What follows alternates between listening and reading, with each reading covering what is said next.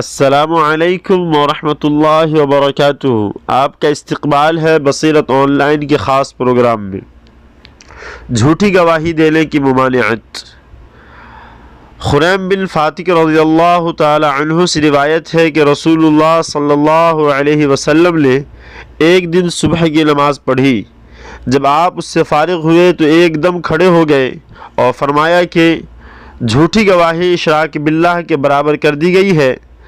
یہ بات آپ نے 3 دفعہ ارشاد فرمائی اور قرآن مجید کی آیت تلاوت فرمائی، فَاجْتَنِبُوا الرِّجْسَ مِنَ الْأَوْثَانِ وَاجْتَنِبُوا قَوْلَ الزُّورِ حُنَفَاءَ لِلَّهِ غَيْرَ مُشْرِكِينَ بِهِ، یعنی بت پرستی کی گندگی سے بچو اور جھوٹی بات کہنے سے بچتے رہو، صرف ایک اللہ کے ہو کر کسی کو اس کے ساتھ شریک نہ کرو۔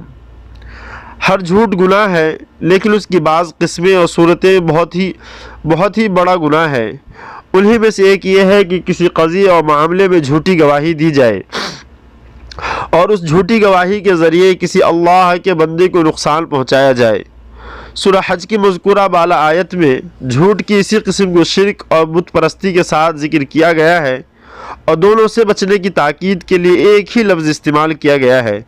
قرآن مجید کے اس طرز بیان کا حوالہ دے کر رسول اللہ صلی اللہ علیہ وسلم نے اس حدیث میں یہ ارشاد فرمایا کہ جھوٹی گواہی اپنی گندگی میں اور اللہ کی ناراضی اور لعنت کا باعث ہونے میں شرک باللہ کے ساتھ جوڑ دی گئی ہے، اور یہ بات آپ نے 3 بار ارشاد فرمائی۔